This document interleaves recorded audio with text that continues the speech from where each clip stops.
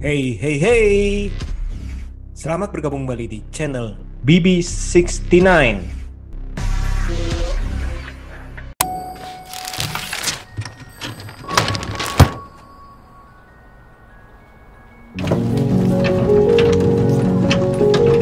Sobat BB69, kemarin baru saja sebuah film pendek ditayangkan di JAV dan juga di YouTube channel.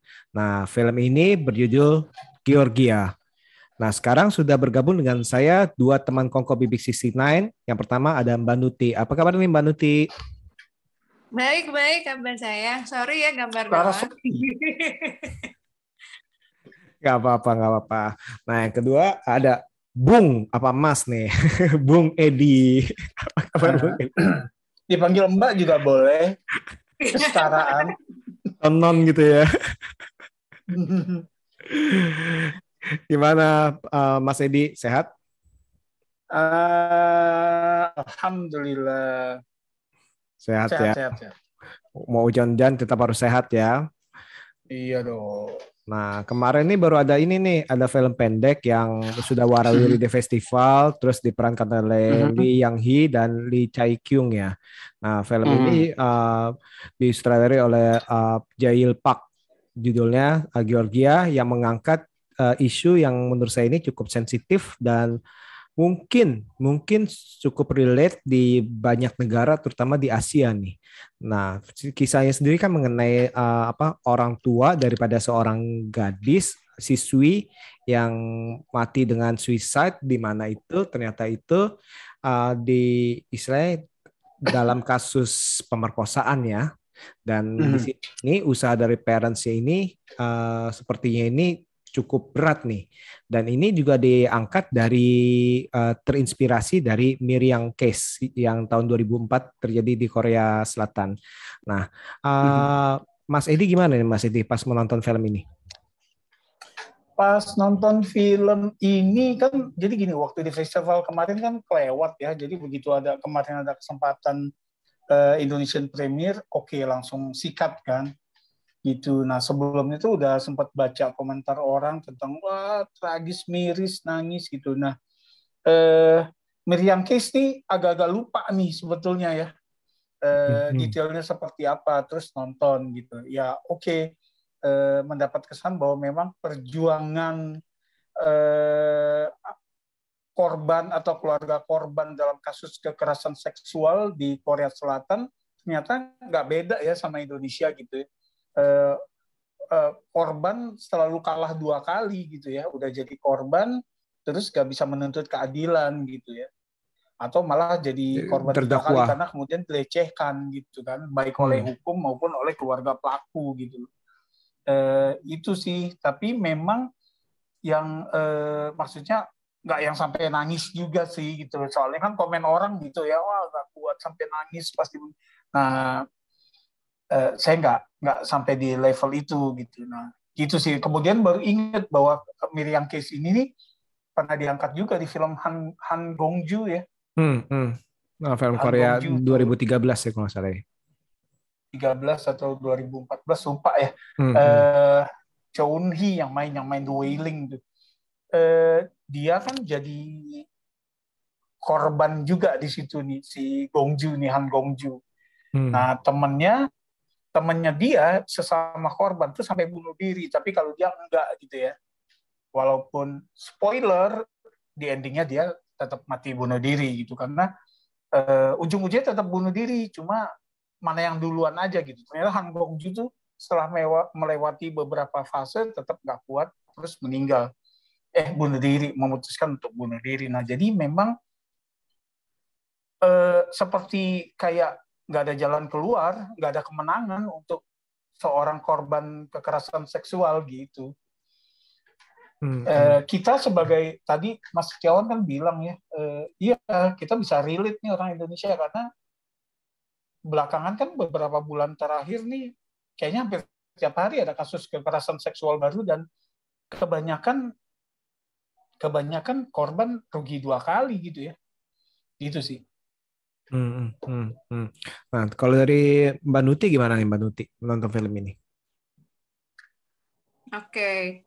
Oh, dari aku sendiri, aku lihat filmnya ya standar ya, ini isunya relate banget, di mana-mana pasti terjadi.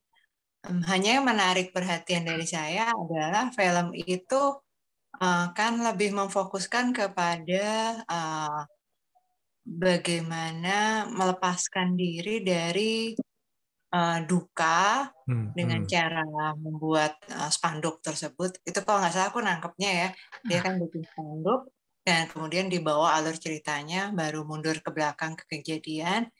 Itu buatku beda sih dengan film-film yang biasa menceritakan. Cuma nggak kerasa gregetnya karena terjemahannya mungkin ya nggak ngena. Jadi kayak gimana ya, nggak ngena ke hati gitu. Kalau saya ngerasanya sih. Orang mungkin bilang bagus, saya bisa ngerti sih mereka bilang bagusnya dari sisi mana. Tapi secara pribadi saya kurang nangkep apa ya yang hendak disampaikan, karena ya tadi itu aku merasa translate-nya tuh agak menyimpang mungkin dari yang hendak disampaikan oleh si sutradaranya atau penulis skenario-nya gitu. Maksudnya subtitle-nya gitu atau Iya, yang nerjemahin subtitle-nya, betul sekali. Secara bahasa Korea kan saya nggak ngerti, tapi aku bisa paham sih alur ceritanya gimana. Cuma itu sayangnya seperti bahasa Indonesia kan bahasa Korea juga mirip ya. Dia punya pandangan misalnya kayak sepi itu bisa punya dua arti, sunyi bisa punya dua arti, semacam itu. Jadi kemarin tuh agak meraba-raba ya, karena kalau nggak ngerti secara keseluruhan, jadinya ya kayak semacam FTV belaka gitu. Jadi aku nggak ngerasa kenapa mereka jadi dapat penghargaan sebanyak itu gitu. Oke. Nah, Mas Edi gimana, Mas Edi? Setuju gak nih, Mas Edi, dengan pendapat Mbak Nuti nih? Iya, kalau saya sih, kalau soal terjemahannya ya nggak bisa menilai benar atau salah ya, tapi dari terjemahan kan cuma ada bahasa Inggris ya subtitlenya.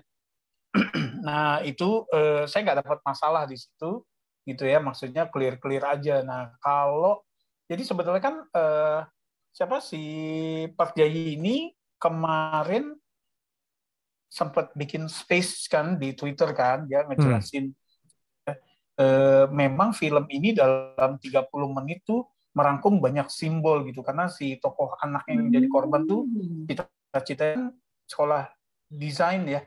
Betul, dia desain kalau nggak salah.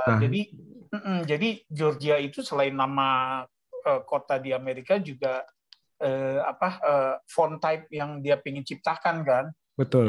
Yang belum ada di Korea, sehingga gitu di print jadi cuma kotak-kotak doang gitu ya. Betul. Jadi begitu bannernya dibentangkan ya ini identitas si anak gue nih gitu ya. Maksudnya semua yang disampaikan adalah bahwa banyak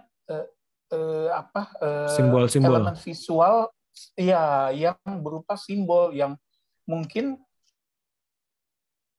kalau nggak deket banget sama kultur ikan gitu ya, bahwa ikan itu diasosiasikan ke wanita gitu kan. Jadi bahwa makan ikan tuh sebetulnya di sana kata lain, istilah lain dari having sex gitu ya.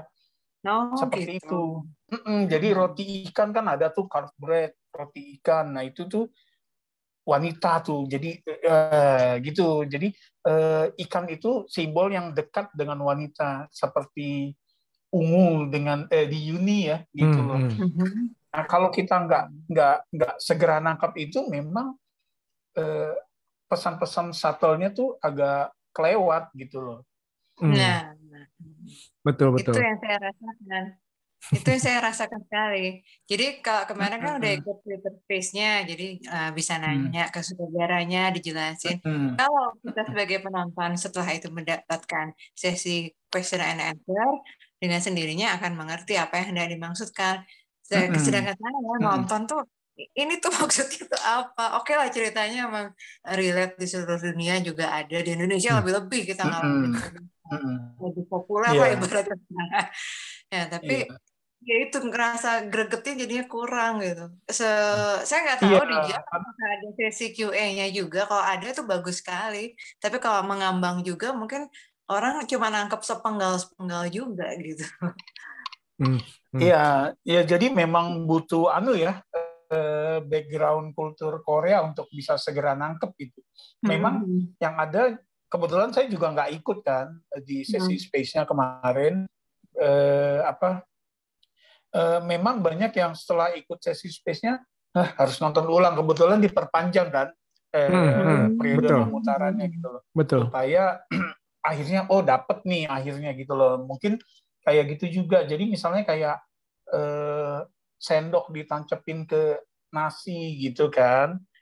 Kan itu sama seperti kalau kita lagi mendoakan orang yang meninggal, kemudian ya kan ditusukin ke beras gitu kan ya. Betul, hiu. Betul. Ditusukin ke beras kayak gitu. Jadi simbol bahwa ini nih memperingati kematian seseorang, dalam hal ini si anaknya gitu. Gitu sih. Nah, tapi kalau yang kayak hal lainnya kayak polisi yang memihak kepada mereka yang punya harta, keluarga korban, keluarga pelaku yang strata sosialnya jauh di atas, kemudian melihat korban seperti gitu nih, gue bayar kan, gitu loh. Terus problemnya apa kan, gue udah bayar gitu, kayak gitu. Jadi yang kayak gitu-gitu ya kita ngalamin lah. Nah, itu kita segera bisa nangkap ketidakadilan itu. Tapi memang elemen-elemen simbolnya itu agak sulit gitu kalau kita nggak punya, kita nggak dibekali background kultur itu gitu. Saya setuju. Mas Setiawan sendiri gimana, Mas? Nah, saya setuju sih kalau saya pribadi itu nonton ini kan memang ada beberapa nih yang jadi tanda tanya nih. Istilahnya kan banyak simbol-simbol nih, misalkan dari baju sang tokoh. Kalau diperhatikan itu ya ibu sama si bapaknya itu selalu pakai bajunya warnanya sama tuh istilahnya kan. Biru sama merah kalau nggak salah. Terus tiba-tiba nih ada yang terang menderang nih helmnya warna kuning, kan itu kan benar-benar ekstrim tuh. Nah itu kan kita kan tanya nih, bertanya-tanya ini sebenarnya apa nih, kok kontras banget. Ataupun misalkan pihak yang kita ngomong tanda kutip antagonis kita ngomong ya, baik itu dari pihak polisi, baik pihak ibunya itu ataupun pihak teman-temannya kok hitam semua. Nah itu kan tanda tanya nih, apa nih maksudnya nih.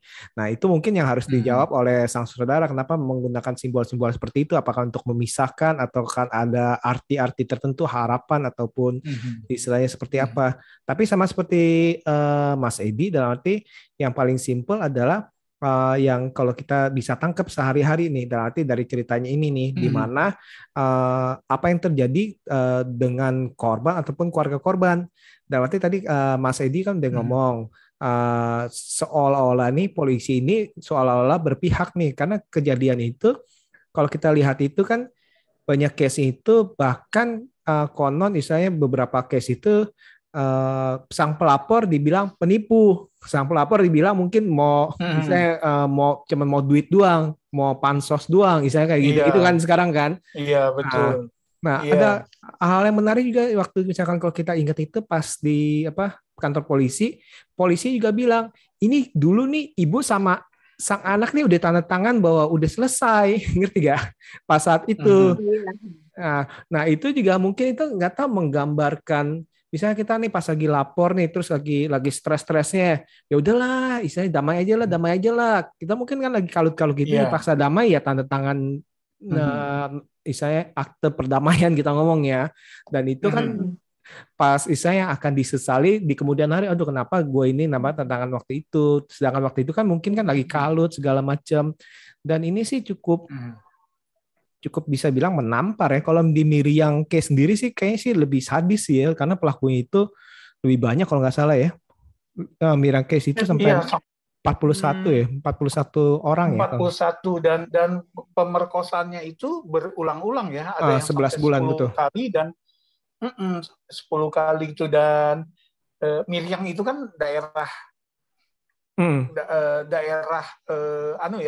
orang-orang mapan di Korea sana gitu kan, di mana para pelaku tinggal situ, sementara korbannya sebetulnya bukan dari Miriam kan, dari distrik lain gitu loh. Itu dari keluarga yang kurang mampu. Itu jadi ya ini kasus klasik dengan ending yang klasik juga. Kalau nggak salah Miriam tuh dari sekian puluh pelaku cuma 3 yang dihukum, itu pun hukumnya juga hukum ringan ya. Sementara korban beberapa bunuh diri gitu. Nah di kasus Georgia ini kan gitu kan, mungkin yang damai kan kemarin udah damai, tapi ketika anaknya masih hidup sekarang anaknya bunuh diri gitu loh. Ataupun mungkin kasusnya kayak yang ini dalam arti gini loh, pas lagi kalut-kalutnya istilahnya gitu kan, udahlah damailah, istilahnya ngapain sih ngapain sih beribet lah, udahlah ambil aja lah, udahlah gini kan kayak gitu kan bisa riuh kayak pikiran, ya udahlah namanya daripada lagi stres itu istilahnya gimana Mbak Nuti, menurut Mbak Nuti? Iya, aku secara garis besar sih nangkap maksudnya. Cuma saya tetap merasa ada sesuatu yang kurang. Mungkin karena durasinya terlalu pendek, namanya juga film pendek ya. Pada saat nonton Georgia, jujur aja, aku langsung ngebandingin sama yang kejadian sama terjadi di Korea itu Silent. Mungkin kalau sana kan kejadian. Oh ya. Nah, Silence, itu kan kejadiannya buat silence buat anak-anak. Kalau ini kan perempuan, tapi kan itu dua kasus yang sama-sama besar ya buat Korea. Kalau di Silence itu saya bisa ngerasa berempati gitu. Kalau di sini ya itu tadi saya nggak dapet simbolnya sih, nggak paham simbolnya banget. Subtitlenya itu tadi agak, aku sebenarnya agak menyesalkan juga. Ingin sekali seperti teman-teman yang lain yang katanya begitu merasakan sampai menangis. Saya nggak dapet sama sekali.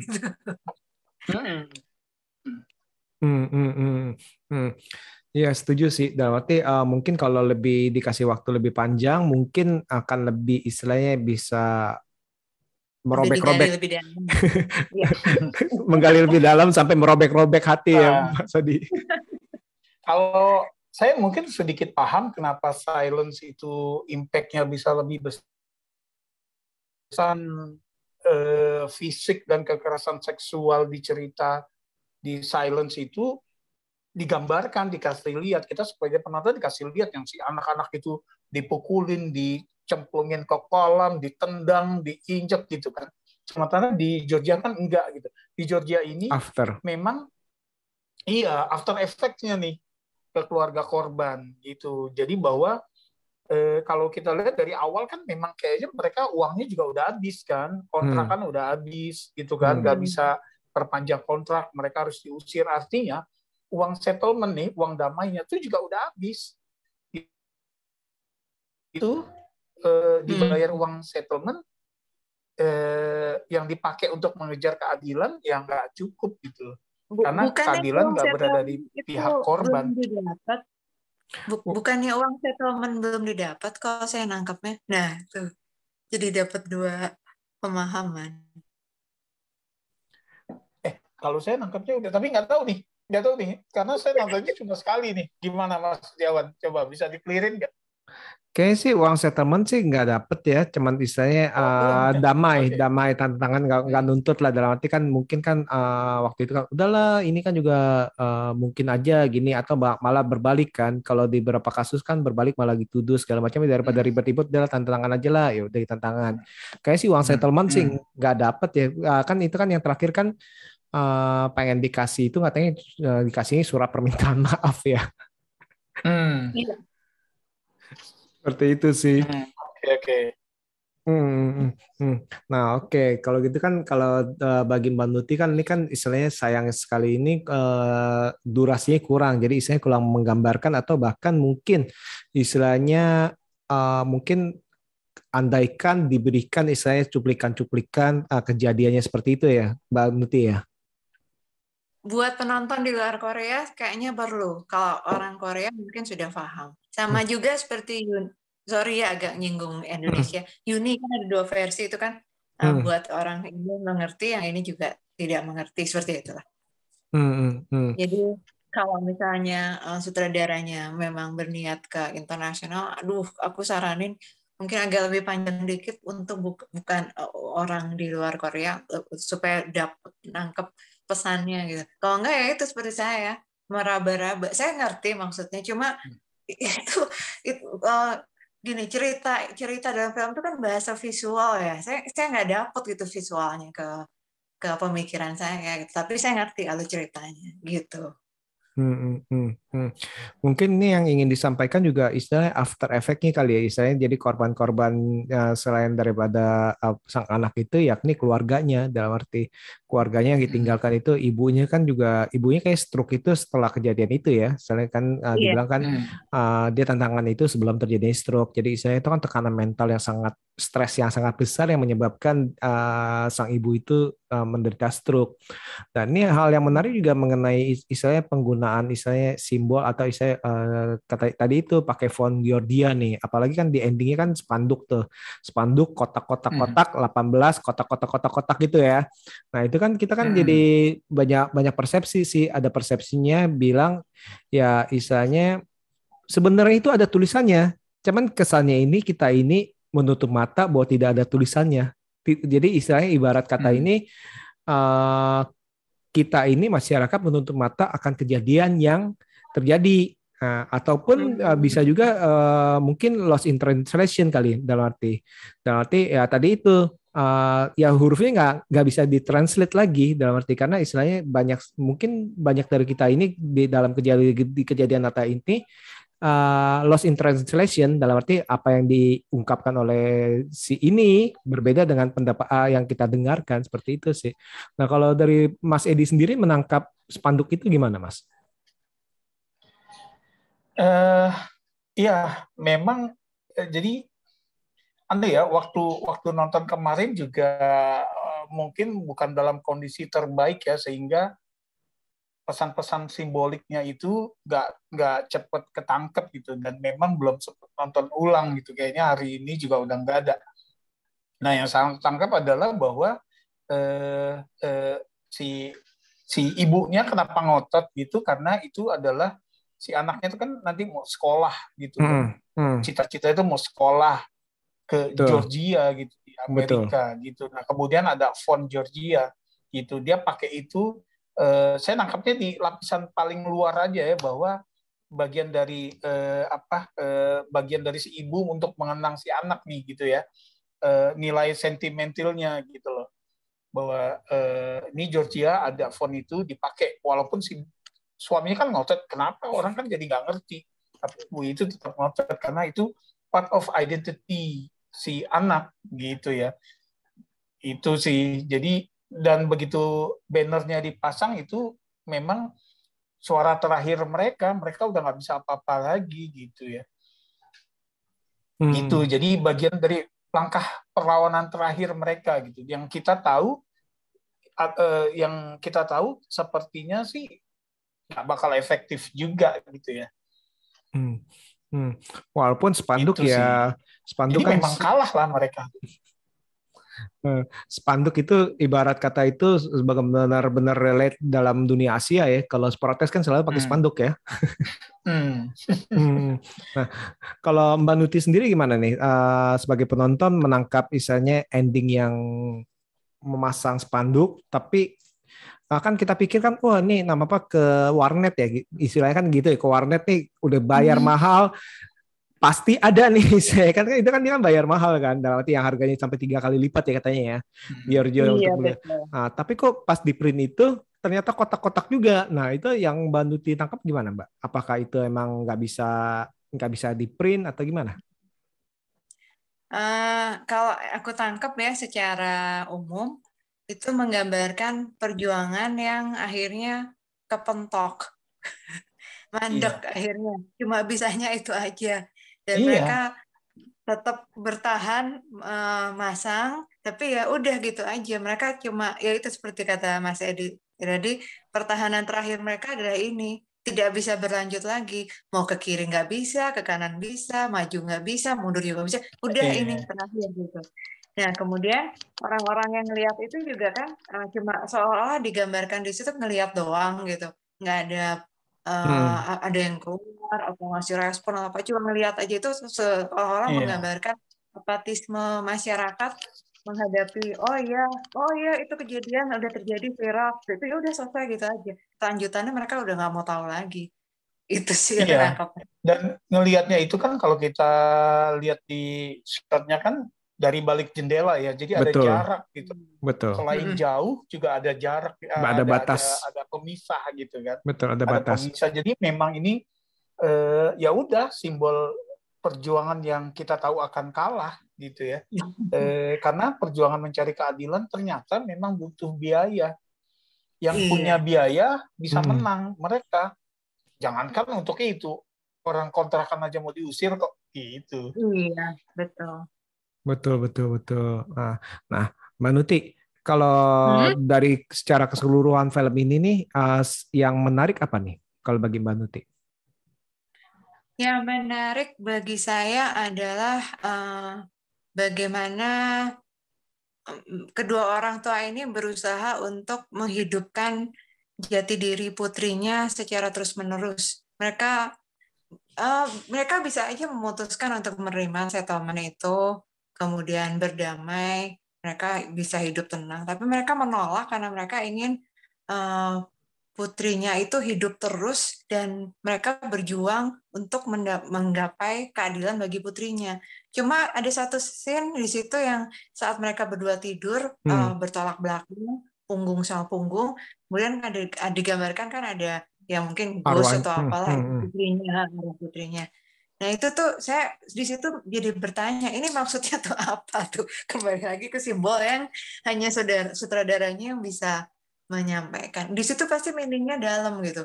Di antara si kedua orang tua yang berusaha mempertahankan eksistensi putrinya, tapi kemudian putrinya tiba-tiba muncul dan seperti itu, tuh pasti ada sesuatu yang udah disampaikan. Makanya aduh sayang banget loh. Tapi kita nggak nangkep. Kenapa? Iya, tapi kita nggak nangkep. Iya, itu. Mas Setiawan gimana, Mas Setiawan?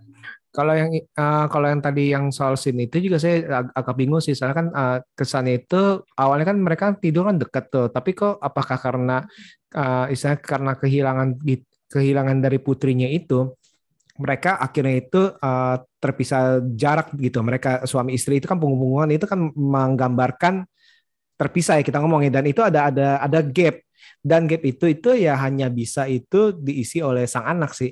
Tapi kalau untuk saya apa yang ingin disampaikan oleh sutradara nanti saya akan tanya sih. Nanti saya akan tanya.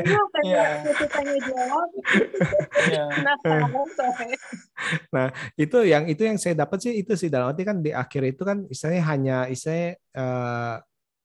kehilangan itu bisa ya tadi itu bisa ada korban-korban selain daripada korban itu sendiri, ya orang terdekat terutama, kan yang seperti kita tahu juga istilahnya beberapa kasus juga kehilangan seorang anak ya akhirnya itu orang tuanya jadi akhirnya berantem, akhirnya istilahnya pisah segala macam kayak di Paranoid kan. Tokoh si Nicholas Saputra kan itu kan akhirnya kan ya itu berantem segala macam. Nah, itu emang mungkin kayak gitu sih. Cuman istilahnya ya tadi itu hanya bisa diisi oleh sang anak seperti itu sih Mas Edi. Kalau yang saya dapat sih seperti itu. Nah, kalau dari Mas Edi sendiri yang berkesan dari film ini apa nih Mas Edi? Wah, ada dangdutan di luar, kedengeran nggak? Suci Cute. Suci Cute. Kalau saya kebetulan karena udah baca komentar-komentar orang, jadi ekspektasi agak tinggi nih dan nggak ketemu nih Mas Setiawan, sayangnya gitu ya. Karena Georgia ini buat saya terlalu subtle, terlalu halus gitu ya. Jadi mungkin saya nggak cukup sensitif untuk bisa nangkep simbol-simbol itu.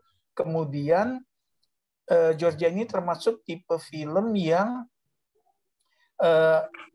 kalau ada beberapa film biografi yang kita perlu tahu nih sejarahnya gitu kan ya, untuk bisa menikmati dengan optimal. Nah, yang case kan buat kita nggak seakrab itu gitu loh ya, jadi beda mungkin kalau penonton di Korea yang memang udah deket dengan Miriam case. Nah, kalau kita nggak gitu, jadi it's just another hanya kasus kekerasan seksual aja gitu kan ya. Maksudnya just another case aja gitu loh. Jadi saya sih cuma gitu, mau true story atau bukan nggak ada bedanya gitu loh. Gitu. Jadi saya nangkapnya memang nggak terlalu dapet gitu. Sama seperti Mbak Nuti, ngerti nih maksudnya gitu ya, apa yang mau disampaikan, tapi nggak terlalu menohok gitu. Kurang maksudnya kurang ke ulu hati gitu ninjunya. Iya, kurang dek gitu loh. Kalau gitu. Dan kan kalau silence itu emang bikin ngilu ya. Iya, betul. Silence itu bikin ngilu, dan terlepas dari ngilu atau enggaknya, kan silence itu ada kabar baiknya gitu loh, bahwa gara-gara film itu kemudian pemerintah Korea membuat undang-undang baru gitu ya, bahwa kasus serupa itu nggak bisa dibekukan gitu kan, jadi bisa terus diusut, dan kemudian memang para pelakunya kena hukum akhirnya gitu. Nah kalau Miriam case kan enggak. Mungkin orang di balik itu kan kita nggak tahu nih, dalam arti orang di balik kasus itu. nah jujurnya saya kenapa Mbak Nuti? Kayaknya tinggi juga tuh. Nah kebetulan sih kalau saya pribadi nonton juga nggak baca sinopsis, nggak baca komentar, apalagi saya nggak baca sama sekali nih, dalam arti. Dan saya nangkepnya itu ya film ini cuma saya ingin mengisahkan ya istilahnya after effect-nya, dalam arti ini loh kejadian yang bisa istilahnya terjadi di orang-orang yang ditinggalkan, dalam arti perjuangan, sisa-sisa perjuangannya di situ tuh, dalam arti. Dan istilahnya perjuangan yang berat daripada kita ngomong itu struggle daripada sang victim itu bukannya kita istilahnya meremehkan, tapi ternyata itu juga selain sang victim itu, keluarganya pun ini sekarang after itu juga mempunyai perjuangan sendiri yang tidak kalah beratnya dan tidak kalah menyakitkannya, dalam arti seperti itu sih. Itu sih kalau saya ini, jadi saya menonton itu sih jujur saya menikmati sih, dan saya walaupun mungkin tidak seperti yang tadi Mas Edi bilang itu, maksudnya yang di komentar-komentar itu sampai menangis segala macam itu mungkin nggak sampai terenyuh seperti itu sih, tapi saya bisa mendapatkan, saya mengerti kayak Mbak Nuti bilang, ya saya mengerti nih garis besarnya seperti ini, saya ngerti dan saya nangkep, dan beratnya itu nangkep, dan saya bersyukur sih nggak dikasih istilahnya, nggak dikasih kayak silence istilahnya yang terlalu keras gitu. Untungnya sih, karena saya lagi nggak siap nonton kayak gitu. Seperti itu sih. Seperti itu sih. Kebetulan kita bertiga berarti sama ya. Maksudnya kita paham tapi nggak senusuk itu gitu ya. Iya, malah jadi heran kenapa orang pada sampai nangis, dan ya komentar-komentar yang heboh itulah. Karena tapi mungkin gini, semakin dekat dengan semakin relatable dengan kasus kekerasan seksual, entah mungkin kita menjadi korban atau keluarga kita atau orang yang kita kenal menjadi korban, itu impact-nya mungkin beda gitu ya. Iya. Tapi sih juga nggak bisa dipungkiri juga, emang film ini juga istilahnya dari sinematografi, dari pergerakan kameranya ini, dari scoringnya ini, musik score menurut saya sih cukup apik sih. Itu sih dalam arti dari baik itu kameranya, stillnya gimana, menggambarkan betapa dinginnya istilahnya, ataupun mencekamnya berbeda gitu, versi mencekamnya itu berbeda, dan istilahnya itu disturbing itu berbeda gitu menurut saya sih. Bahkan di kantor polisinya pun cukup indah sih, walaupun itu kejam dalam arti ya. Karena itu gambarannya cukup indah tapi kejam, itu kejam tapi indah, seperti itu. Saya sebetulnya gini, ya maksudnya di film Korea ataupun di film ya terutama yang Korea ya, bahwa perjuangan orang mencari keadilan, terus penegak hukum yang berpihak kepada pelaku gitu ya, itu udah banyak banget gitu, sehingga jujur nggak terlalu menemukan hal baru di sini gitu ya. Itu. Nah, tinggal simbol-simbolnya ini yang sayangnya nih kelewat. Jadi mungkin nanti setelah baca-baca lagi, dengar-dengar lagi, nonton kedua kali mungkin bisa lebih nangkep. Tapi kalau ditanya kesan pertama ya seperti itu. Oke, oke. Mbak Nuti juga sama ya Mbak Nuti ya? Iya, sama. Nanti kita harus memecahkan kode-kode ini bersama-sama nih dari warna, dari Israel itu tuh ada apa? Ada apa tuh kertas ya pengusir setan tuh di pintunya tuh. Itu pas pembukaan itu langsung kelihatan nih maksudnya apa? Jangan-jangan beneran ada setan masuk apa gimana? Seperti itu sih. Penolak bala ya. Penolak bala ataupun pas yang terakhir itu ibunya itu kan ngambil barangnya cuma barang sepatu doang. Barang lainnya kan ditinggalin aja padahal banyak kan ya. Nah, sepatunya itu apakah personal? Dalam arti kan abis ngambil satu kan sepatunya itu yang satu dikasih suaminya, yang satu dia pegang kan sambil diciumin kan. Nah, itu kan sepatu itu menggambarkan apa segala macam sih. Tapi kalau bisa bilang sih ya tadi itu pesannya itu untuk saya pribadi sih secara global ini atau secara umum ini bisa tangkap sih dan saya masih bisa nikmati seperti itu. Oke nih, makasih banget nih Mas Edi, Mbak Nuti nih untuk ngobrolin film Georgia nih, film pendek yang menurut saya sih cukup relate di negara Asia nih tentang perjuangan. Ya mungkin nih bisa dibilang sih dalam arti sudah pernah terjadi, sedang terjadi, mungkin ke depannya bisa terjadi ulang nih. Dan ini dalam arti semoga hukum ini semakin bisa lebih dewasa sih seperti itu sih. Dan berpihak kepada korban ya. Dan orang sekitar harus berani berbicara sih seperti itu. Oke, terima kasih nih Mas Edi, Mbak Nuti nih. Semoga di lain waktu kita bisa ngobrol-ngobrol mengenai film lain ya. Iya Mas Jawan, terima kasih banyak udah ngajak nih. Oke, sekali lagi saya ucapkan terima kasih dan see you.